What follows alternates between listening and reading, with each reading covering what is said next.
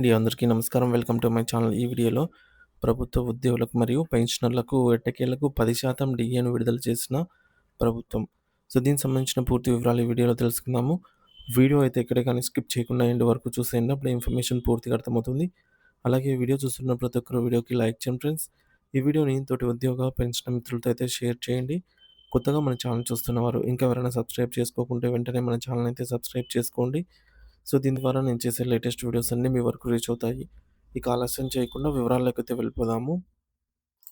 Friends, ఇక విషయానికొచ్చినట్లయితే కేరళ రాష్ట్ర ప్రభుత్వం ఎంతో కాలంగా ఎదురు చూస్తున్నట్టు నలుగుతున్న నాంచుతూ ఉన్నటువంటి కరువు భత్యం అంటే ఇవ్వకుండా పెట్టినటువంటి డీఏ వివాదానికి ఎట్టకేలకు ఒక ముగింపు పలుకుతూ పెండింగ్‌లో ఉన్న డీఏలలో 10% డీఏను తక్షణమే విడుదల చేస్తున్నట్టు అత్యంత కీలకమైన ఉత్తర్వులను జారీ చేసింది.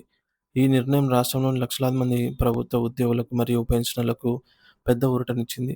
ఈ ఉత్తర్వుల ప్రకారం పెరిగిన వేతనం ఏప్రిల్ 2026 నెల జీతంలో వచ్చే కలిపి ఖాతాల్లో జమ చేయనుంది. అంటే మార్చి నెలలో చేసే విధులకు సంబంధించిన వేతనంలో 10% పెంపుదలను లెక్కగట్టి ఏప్రిల్ 1వ తారీఖున అందజేస్తారనమాట. అయితే ఇక్కడ ఒక చిన్న మినహాయింపు కూడా ఉంది ఫ్రెండ్స్.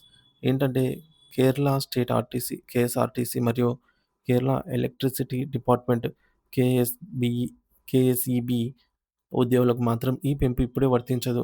మిగిలిన అన్ని ప్రభుత్వ శాఖల సిబ్బందికి ఇది వర్తిస్తుంది. అత్యంత వివాదాస్పదంగా మారిన అరియర్స్ బకాయిల చెల్లింపుల విషయంలో ప్రభుత్వం ఇంకా ఒక స్పష్టమైన విధానాన్ని అయితే ప్రకటించాల్సి ఉంది. దీనిపై త్వరలోనే ప్రత్యేక ఉత్తర్వులు ఇస్తామని ప్రభుత్వం హామీ ఇచ్చింది. అసలు ఈ వివాదం ఎక్కడ మొదలైంది అంటే గత కొన్ని నెలలుగా కేరళ ప్రభుత్వం మరియు ఉద్యోగ సంఘాల మధ్య ఒక పెద్ద యుద్ధమే నడుస్తోందని చెప్పాలి. జూలై 2022 నుంచి కేరళ ప్రభుత్వం తన ఉద్యోగులకు దాదాపుగా 6 విడతల డీఏలను బాకీ పడింది. ఇవ్వకుండా అట్లే పెట్టింది. సుమారు 6 నెలల క్రితం అక్కడ స్థానిక సంస్థల ఎన్నికలు జరిగిన తరుణంలో ప్రభుత్వం కేవలం ఒక్క విడత డీఏని మాత్రమే విడుదల చేసి, ఆ కాలానికి సంబంధించిన పాత బకాయిలు లేదా ఇచ్చే అరియర్స్ మాత్రం ఇచ్చే ప్రసక్తే లేదని జెప్పేసి మొండి వైఖరిని అవలంబించిందనమాట. ప్రభుత్వం తీసుకున్న ఈ నిర్ణయం ఉద్యోగుల్లో తీవ్ర అసంతృప్తిని నింపింది. ఇది చివరకు అసెంబ్లీలో కూడా పెద్ద చర్చకే దారితీసింది. తమ కష్టార్జితాన్ని ప్రభుత్వం ఎగ్గొట్టాలని చూడటం అన్యాయమని ఉద్యోగులు గళమెత్తారు. ఈ నేపథ్యంలోనే ఫెడరేషన్ ఆఫ్ యూనివర్సిటీ ఎంప్లాయీస్‌తో పాటు మరో 7 ప్రధాన రాష్ట్ర ఉద్యోగ సంఘాలు ఏకమై కేరళ హైకోర్టులో పిటిషన్ దాఖలు చేశాయి. డీఏ అనేది ఉద్యోగి యొక్క చట్టబద్ధమైన హక్కు. దానిని నిలిపివేయటం లేదా బకాయిలు ఇవ్వబోము అని అనడం రాజ్యాంగ విరుద్ధం అని వారు కోర్టులో బలంగా వాదించారు. దీనికి సమాధానంగా కేరళ ఆర్థిక శాఖ అండర్ సెక్రటరీ హైకోర్టులో ఒక అఫిడవిట్ దాఖలు చేస్తూ సంచలన వ్యాఖ్యలైతే చేశారు.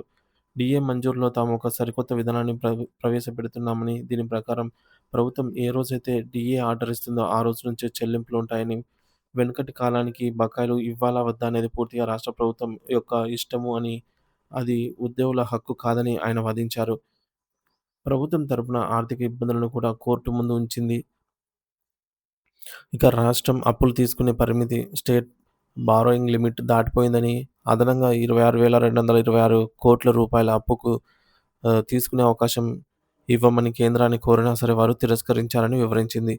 ఈ 26,000 కోట్ల నిధులు లేనిదే ఉద్యోగులకు బకాయిలు చెల్లించే స్థితిలో రాష్ట్ర ఖజానా లేదు. సో, అక్కడ పైనుంచి ఫండ్ రాలేదు కదా! కాబట్టి ఇక్కడ బకాయిలు ఇవ్వలేము అని జెప్పింది. కాబట్టి కోర్టు ఈ విషయంలో జోక్యం చేసుకోకూడదని ప్రభుత్వం కోరింది.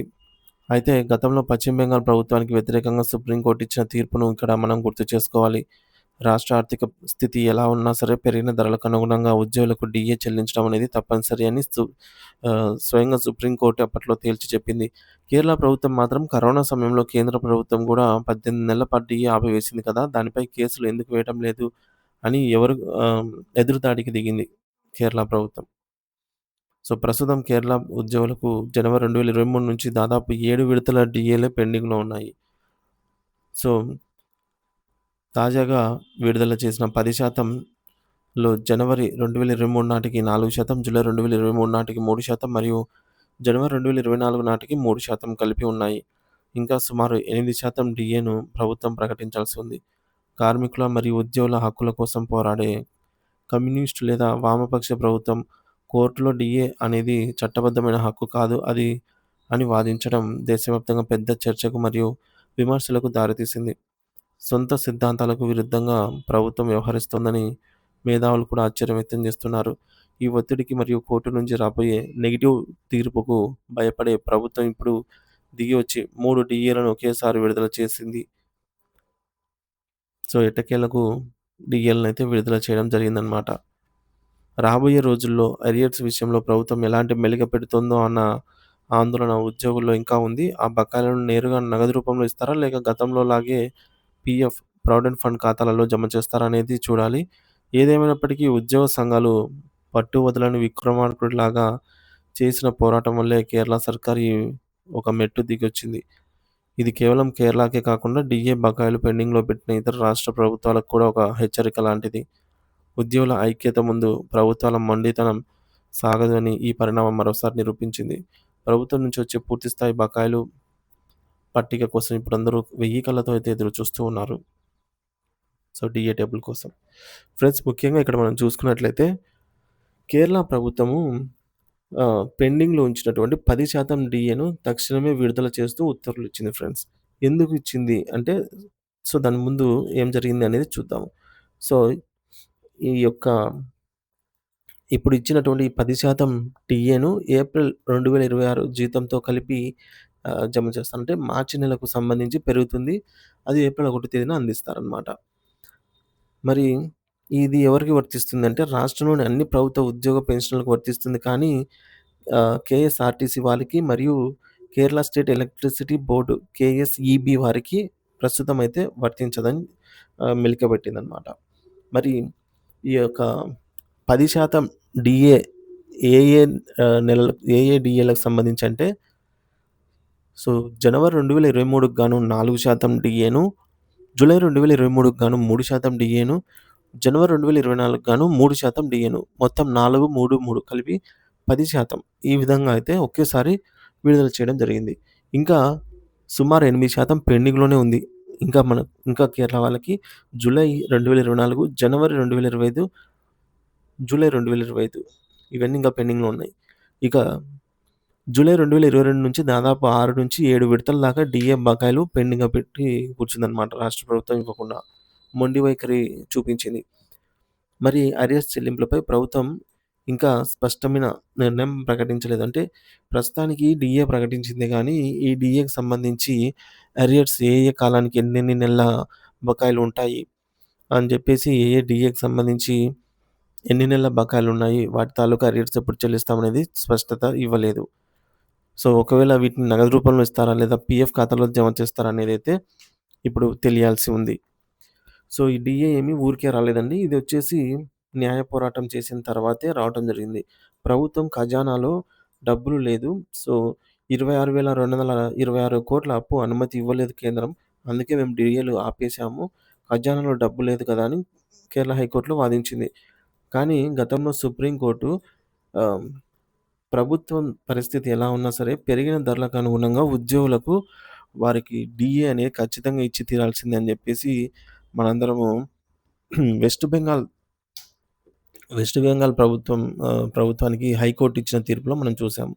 సో, ఇదే తీర్పు స్ఫూర్తితో ప్రస్తుతానికైతే ఈ డీఏ ఎట్టకేలకు ఇచ్చేదానికి ప్రభుత్వం అయితే ఒప్పుకుందనమాట. సో, దీనికి గాను ఇప్పుడు వారికి 10% డీఏ ఒకేసారిగా పెరగబోతోంది ఫ్రెండ్స్. సో, చూసారు గదా! రాష్ట్ర ప్రభుత్వాలు ఎన్నైనా చెప్పవచ్చు. రాష్ట్ర ప్రభుత్వం యొక్క ఆర్థిక స్థితి ఎలాగైనా ఉండొచ్చు. కానీ పెరిగిన ధరలకు అనుగుణంగా, సో, ధరలకు అనుగుణంగా మాత్రమే, ఎక్కువ లేదు, తక్కువ లేదు.